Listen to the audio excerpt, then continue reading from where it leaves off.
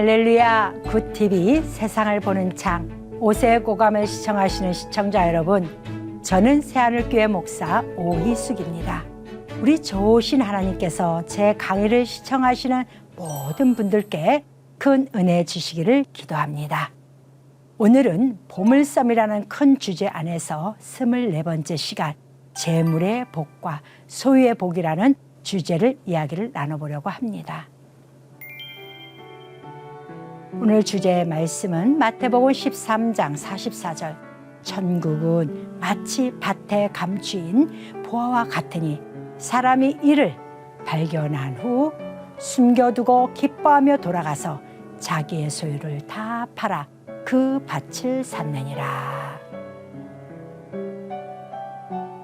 자, 창세기 25장 5절 말씀해 보니까 아브라함이 이삭에게 자기의 모든 소유를 주었고 자기 서자들에게는 재산을 주어 자기 생전에 그들로 하여금 자기 아들 이삭을 떠나 동방 곧 동쪽 땅으로 가게 하였더라 라고 기록하고 계십니다.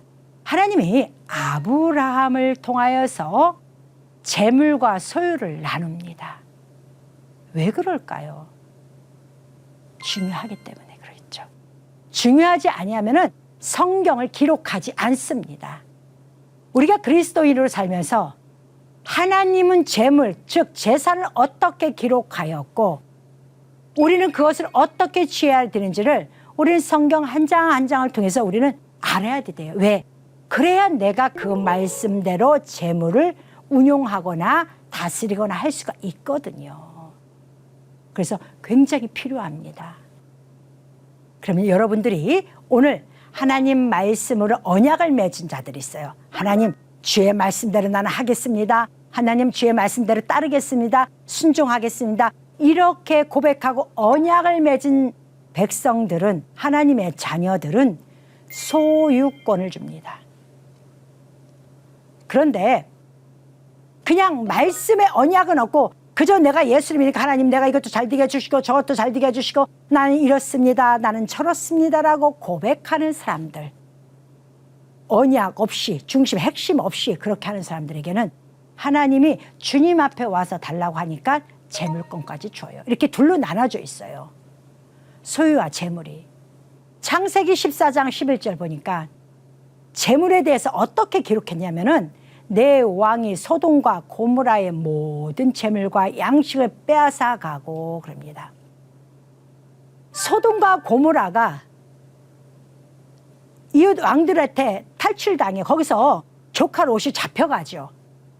근데 악한 사단, 즉 다시 말해서 나의 적이 되는 것들은 나의 뭐를 가져가요? 재물을 가져갑니다.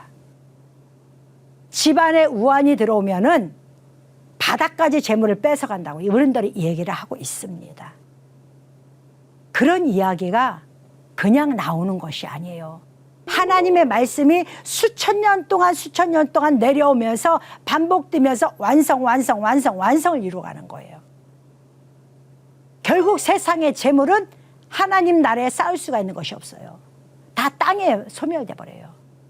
그럼 우리가 하나님 나라의 재물을 쌓을 수 있는 유일한 방법은 그 재물을 가지고 하나님 나라 복음으로서 쓰임 받을 때 그 재물이 빛이 나는 거예요.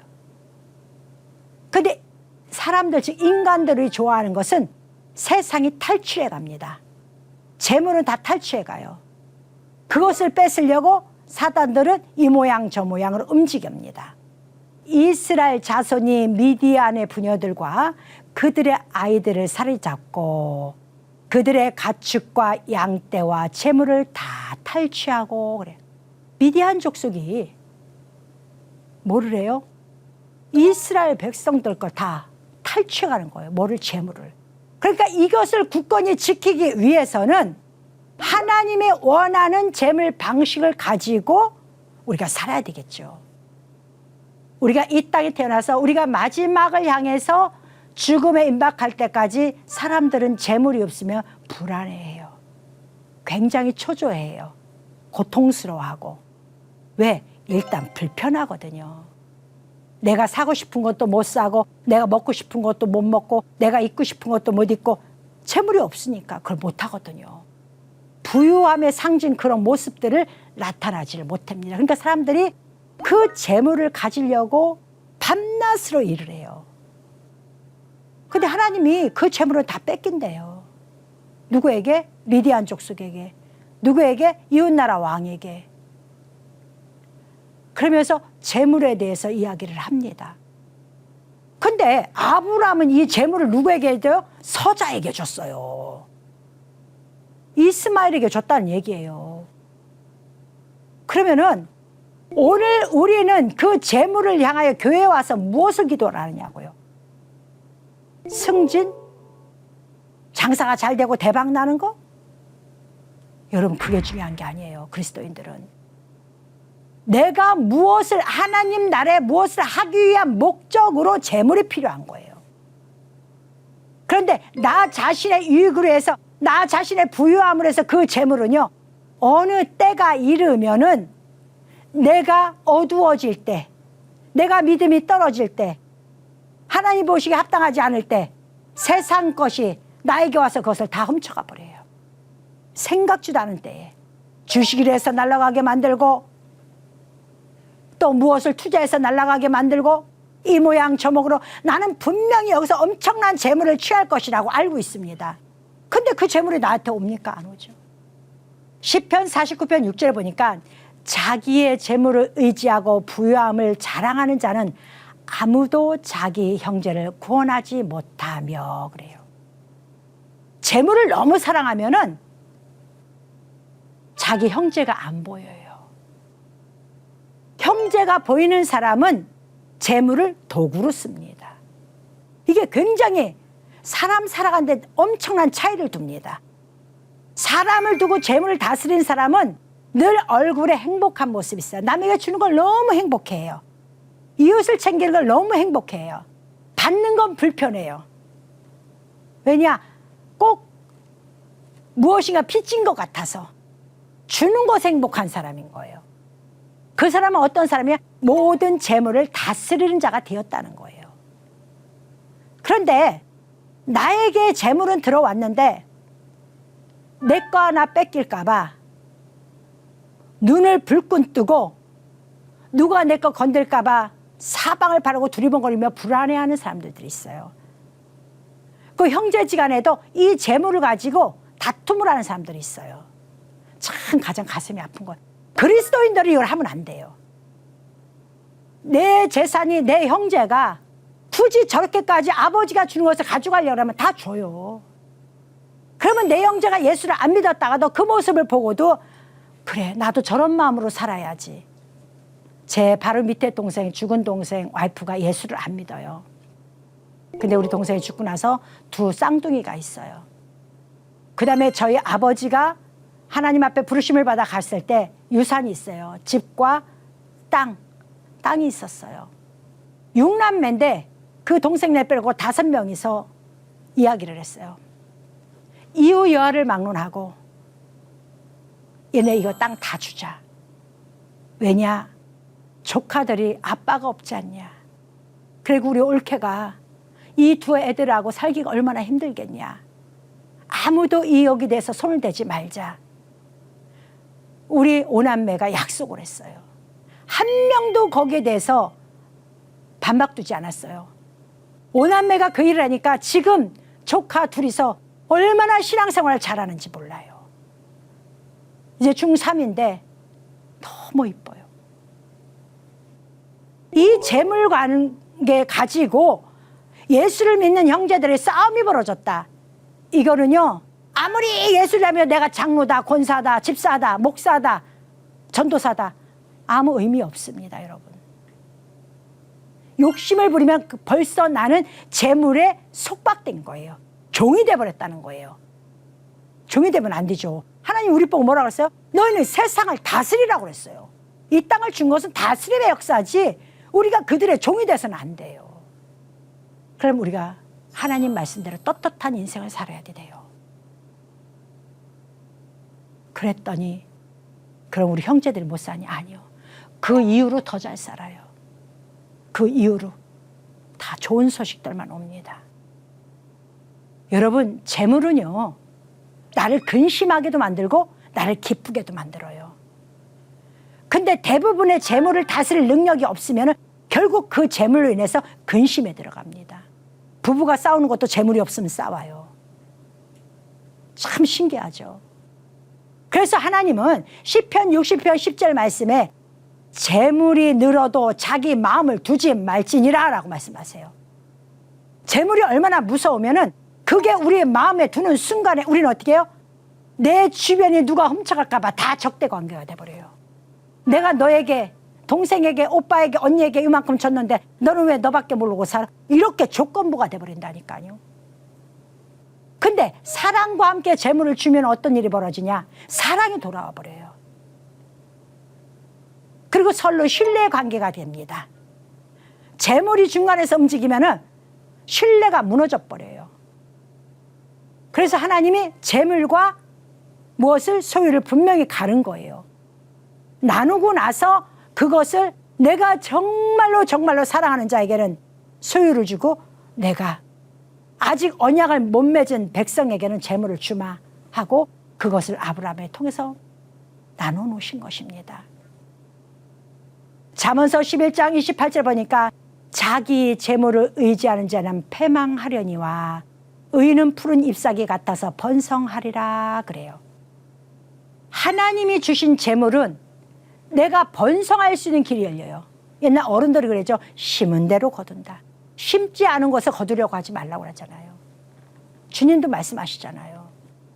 근데 우리가 그 재물에 관해서 하나님께 아름답게 쓰임받으면 너무 좋을 텐데 중요한 건 이 문제가 하나님 앞에 쓰임받는 재물이 되는 게 아니라 나의 욕심에 의해서 사용되는 재물이 됩니다. 이것을 야고보서 5장 3절에 말씀하십니다. 너희가 말세에 재물을 쌓아두다 그래요.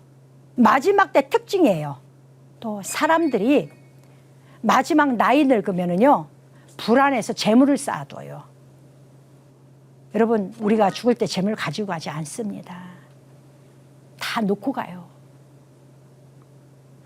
나 장례 치러줄 재물만 자식에게 넘겨주면은 굳이 그 재물 때문에 그 아파서 약 하나도 못 먹고 좋은 음식 하나도 못 먹고 그럼 뭐 할 거예요? 뭐를 위해서 재물을 둬요? 하나님의 자녀들은 다스리고 그것을 정복하라고 그랬지 하나님이 그 문제에 대해서 종노릇하라고 성경에 쓴 적이 없습니다. 재물을 잘못 관리하면 결국은 종살하게 되는데 이것이 인간을 죽이는 패망의 길이 된다니까요. 잠언서 8장 21절에 이렇게 말합니다. 이는 나를 사랑하는 자가 재물을 얻어서 그 곳간에 채우게 하려 함이니라. 하나님은 그렇다고 하나님 백성을 재물 안 주냐? 아니요. 사랑하는 자에게 재물을 주죠. 사랑하니까. 패망하려고 하는 게 아니에요. 그런데 우리가 잘못 사용하고 그것으로 담을 쌓고 주변에 원수를 만드는 일이 돼버리니까 그렇게 하지 말라는 거예요. 우리가 재물이 있어야 선교도 하고 재물이 있어야 복음도 전하러 나가고 재물이 있어야 할 수 있는 거 무진장 많아요. 근데 당장 재물이 없으면 교회부터 할 수가 없어요. 그렇죠? 아무리 내가 열정이라도 내가 재물이 없어갖고 교회를 준비하지 못한다면 목사로서는 아무것도 할 수가 없잖아요. 근데요, 하나님 앞에 올바로 서 있으면은 하나님이 재물을 갖다 주셔요. 그래서 세상 사람들은 내 눈에 보이는 재물에 집착하지만은 하나님의 능력을 받은 약속된 백성은 소유권을 봅니다. 소유권. 내가 한 사람이 가지고 있는 그 재물만 하나님 요 돈만 필요해요. 그 돈만 달라고 오는 것이 아니라 그 재물을 가지고 있는 사람까지도 내가 일할 때 그와 함께 일할 수 있는 권한을 준다는 거예요. 이게 얼마나 감사합니까? 창세기 32장 13절에 보니까 그 소유 중에서 형 에서를 위하여 예물을 택하니 그래요. 야곱이 하나님 앞에 소유권을 받은 거예요. 소유권을 받다 보니까 야곱의 주변 삼촌 라반의 살림살이가 번성합니다. 소유권을 가진 사람은 주변을 번성하게 만들어요. 나는 물론이고 내 주변 사람들을 행복하게 만들어줘요. 그것이 소유권이에요. 그 소유 중에 일부를 택하여 형 에서를 위한 예물을 준비하잖아요. 만나야 되니까. 우리 그리스도인들은 이런 능력을 받아야 돼요. 내가 하나님의 무슨 일을 해야 된다? 그러면 거기에 대한 그 도구로 쓰임받을 수 있는 그 환경을 내가 소유를 해야 돼요. 그리고 그것을 도구로 사용해야 됩니다. 그것은 하나님 허락 없이는 될 수가 없어요. 하나님 허락하에 이루어집니다. 자, 창세기 39장 4절 보니까 요셉이 그 주인에게 은혜를 입어 섬김에 그가 요셉을 가정의 총무로 삼고 자기의 소유를 다 그의 손에 위탁하니 라고 말합니다. 오늘 하나님이 참 사랑하는 요셉이 있습니다. 그는 형제에게 팔렸고 먼 타국 땅에서 고통 중에 살다가 그는 하나님의 말씀을 깨닫는 자가 되어버려요. 꿈을 해몽하는 자가 돼요. 말씀을 해몽하는 자가 되어버립니다.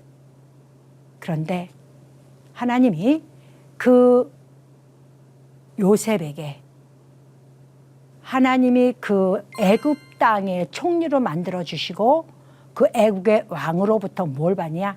소유권을 받습니다. 소유권. 네가 한번 저체를 운영해봐. 그럼 거기에는 힘도 있고 경제력도 있어야 되고 군사력도 있어야 되고 모든 것들이 다 지배를 해야 돼요. 그 권한을 주겠다는 거예요. 여러분, 하나님의 사랑하는 자녀들에게는 반드시 이렇게 소유권을 줍니다. 지금 당장 내 눈에 보이는 거 없어요. 그런데 보시기에 하나님이 합당한 일이다, 네 욕심이 아니라 내가 원하는 일을 네가 계획했구나 생각하신다면 하나님은요 그 환경이 여러분 옆에 오게 만드십니다. 아니면 여러분을 그 환경으로 이동을 시켜주시든지 반드시 이 사건이 일어납니다. 근데 우리는 당장 눈앞에 보이는 거 재물만 보다 보니까 소유권을 놓치게 되는 거예요. 사실 재물보다 소유권이 훨씬 더 좋은 것인데 소유가 나라라면은 재물은 한 부분이에요. 그거 한 부분보다 나라를 다스리는 게 낫죠. 그죠? 그래서 하나님은 우리에게 그렇게 말씀하시는 거예요. 얘야, 너 내가 하늘나라 소유권을 내가 너희가 줄 건데 너 이거 받을래? 네 눈앞에 보이는 부유를 상징하는 재물을 받을래? 라고 하나님 우리에게 턱 던져놓으시는 거예요. 근데 사람들은 소탐대시라고 가장 눈앞에 온 거를 벌써 덥석 집어갖고 나는 축복받았네, 나는 축복받았네. 여러분 보십시오. 나 이렇게 부자가 됐어요. 나 부자 된 걸 간증하러 다니면 난 너무 좋겠다. 여러분, 간증 일찍 시작한 사람들 치고 마지막까지 한번 보세요. 그 모습이 어떤가. 자랑하면은 여러분 누가 와요? 마귀가 오는 거예요. 마귀가. 그래서 히스기야 왕한테 네가 왜 병들었는 줄 아냐? 너 왜 네가 병들었다고 해갖고 이웃나라가 예물을 갖고 오니까 네 곳간에 있는 거 다 보여줬냐? 너 다 뺏길 거야. 성경에 딱 기록돼 있잖아요. 하나님 앞에 열심히 사용하고 쓰고 여러분을 위해서도 쓰고 어떤 환경에 어떤 것이 있으면 그 소유에서 그 부분을 찾아와서 그 속에 속항서 사용하면 됩니다. 세계가 다 내게 속하였나니 너희가 내 말을 잘 듣고 내 언약을 지키면 너희는 모든 민족 중에서 내 소유가 되겠고 그래요. 내가 이 세상의 소유권을 잘 다스리면 나는 어떻게 된다? 하나님의 소유가 된다는 거예요. 하나님의 소유가 된다면 이거보다 더 감사한 게 어디서? 왜? 그분이 나를 다스리고 치리하실 거니까. 그분이 다 역사하실 거니까. 염려할 것이 없겠죠. 그러니까 우리의 마지막 궁극적인 목적은 그거예요. 내가 하나님의 소유가 되는 거. 그래야 복을 받죠. 하나님에 관심 없는 것 같으면요 하나님 앞에 그 복을 받을 수가 없습니다. 또 말씀하십니다. 여호수아 21장 12절 그러니까 그 성읍의 밭과 그 출락들 여분네의 아들 갈렙에게 주어 소유가 되게 하였더라 그래요. 여러분 갈렙 너무나 잘 알죠? 그 헤브론 땅을 내게 달라고 이야기합니다. 근데 아무도 험난하다고 힘들다고 포기했던 그 땅을 갈렙은 저 산지를 내게 주소서라고 고백을 합니다. 그리고 두려워하지 아니하고 그 일을 해나갑니다. 그러니 결국 하나님이 어떻게 해요? 소유권을 갈렙에게 줍니다. 여러분이 두려워하는 것이 무엇입니까? 재물입니까? 명예입니까? 두려워하지 마세요. 여러분이 그것을 1달란트 있을 때, 2달란트 있을 때 잘 다스리면은 5달란트까지 올라갈 수가 있어요. 그럼 10골을 다스린 자가 될 수 있다는 것입니다. 그런데 1달란트라고 집어 던지고 에이 별 볼 일 없어 한다면 결단코 여러분 앞에 5달란트가 안 옵니다. 100만 원도 관리할 줄 모르는 자가 어떻게 1000만 원을 관리하고 어떻게 1억을 관리할 수 있겠습니까? 인생은 여러분의 선택 속에 살아가는 것입니다. 하나님 우리에게 무한한 걸 주시기를 원하지 작은 걸 주는 걸 원하는 분이 아니에요. 보세요. 사랑하는 자에게 뭘 줘요? 소유권을 주잖아요. 전체를 주잖아요. 한 부분 재물, 명예 이런 게 아니고 전체를 주잖아요.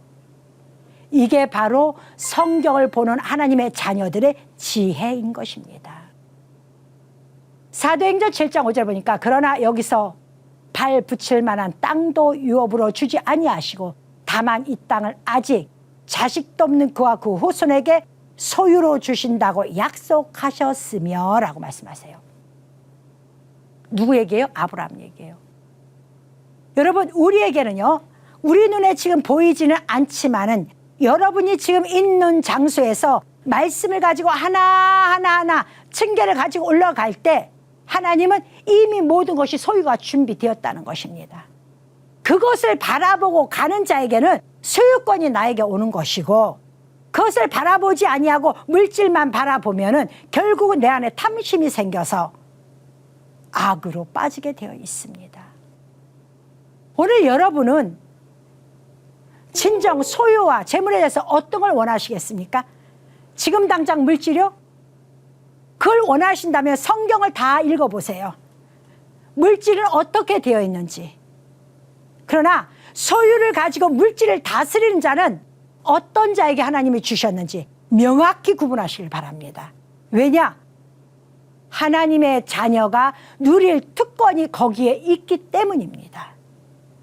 아브라함처럼 보이지 않지만은 하나님의 약속을 내 것을 딱 잡으세요. 여러분 이 말씀을 가지고 저 같은 경우는 그래요. 하나님 아브라함의 하나님이었죠. 이제 나의 하나님이 되어주세요. 나는 나의 하나님이 필요한 거지 아브라함의 하나님이 필요한 게 아닙니다. 저도 가슴에 담고 있는 게 있거든요. 그것을 위해서 날마다 하나님의 종으로서 준비를 해가고 있어요. 그것을 이루시고 안 이루신 것은 하나님 뜻에 달려있겠죠. 하나님 계획이었다면 이루어주시게 하실 것이고 하나님 계획 속에 너는 여기까지라면 나는 그것을 손을 내려놔야 되겠죠. 누구처럼? 다윗처럼. 그것도 원망해서 하죠. 왜? 꿈이 있는 자라면요 벌써 생기가 돌아요. 근데 하나님 앞에 꿈이 없는 자들은 생기가 없어요. 그냥 자기 먹고 사는 것에 정신을 팔고 세상에 내 정신을 내줍니다. 여러분 그것은 여러분 인생에 별 도움이 되질 않습니다. 나는 우리 그리스도인들이 특히 대한민국 성민 코리아가 전 세계 마지막 주의 말씀을 마무리할 자라고 생각하고 있습니다. 그렇다면은 유럽도 아프리카도 중동도 다 우리의 소유가 되어야 됩니다. 소유가 되어서 가는 곳곳마다 준비된 것이 있어서 그것을 가지고 다스리고 충만케 하는 자가 되어서 하나님의 마지막 복음 사역을 마무리해야 될 줄 믿습니다.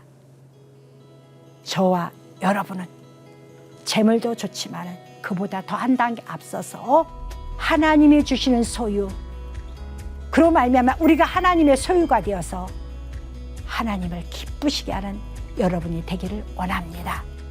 하나님의 말씀으로 세상을 이해하고 바라보는 마음의 창이 여러분 안에 열리기를 소망하며 이 시간 마치겠습니다. 감사합니다.